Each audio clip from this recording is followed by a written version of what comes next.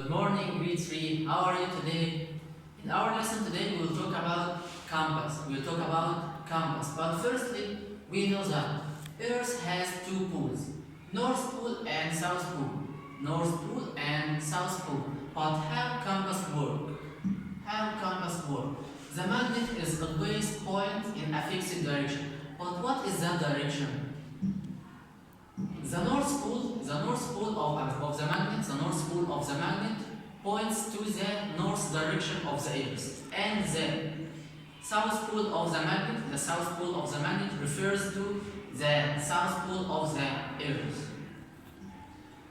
There is a needle in the compass act like a magnet inside the compass. Okay. This needle also look to north and south. We will observe how a bar magnet, when suspended, points in the north-south direction of the poles of the earth. First, we will use a compass like this to find the direction of the north pole. You can see the silvery part of the compass points towards the north pole and the red part points towards the south pole. So this direction is the north-south direction, and if we use a bar magnet, the north pole of the bar magnet should point in that direction and the south pole of the bar magnet should be pointing in this direction.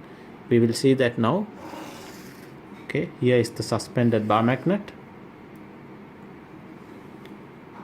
Okay. So it should finally align itself in the direction which we saw before. Okay, to speed up the process, I will just allow it to hang freely. You can see that the north pole is trying to align in that direction and the south pole this way. Okay, we'll quickly, okay, so you can see finally when it comes to rest, it points in that direction which we were talking about. Okay, slow it down. Yes, so you see it's aligned in the same direction. So compass is a tool that's used in detect direction, to know where we are, or to detect the north and south and east and west directions. Okay? During navigation means traveling. Navigation in unknown places. When we move in the desert, we need a compass. When we sail in the sea or oceans, we need a compass. Okay? So the uses of compass.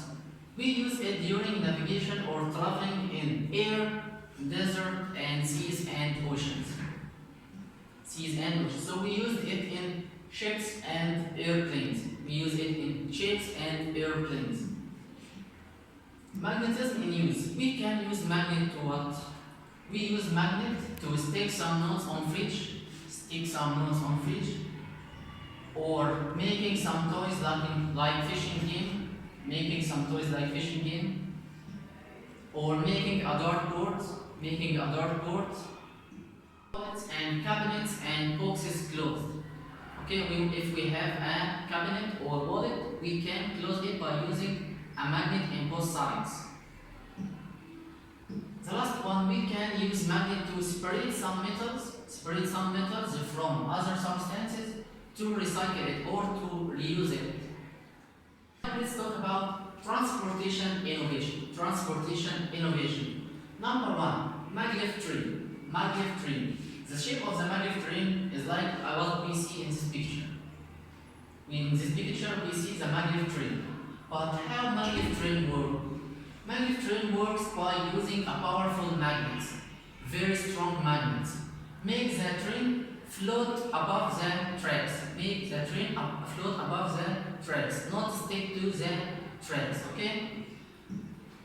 It depends on the repulsion force or the repel force between the magnets. Advantage. Smooth and quiet ride make us feel comfortable. Okay? The last one, it doesn't cause pollution to the environment. Disadvantages of maglev train. It's very expensive. It needs a lot of money to make it or to build it. The second train is called Hyperloop train.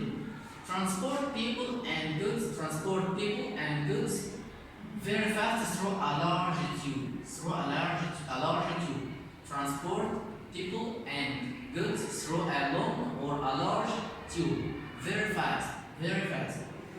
It also works depend on repulsion force or repel force between magnets. Advantages of Hyperloop: moves very fast, moves very fast. 1,200 kilometers per hour. Number 2, it doesn't need much energy. It doesn't need much energy to run.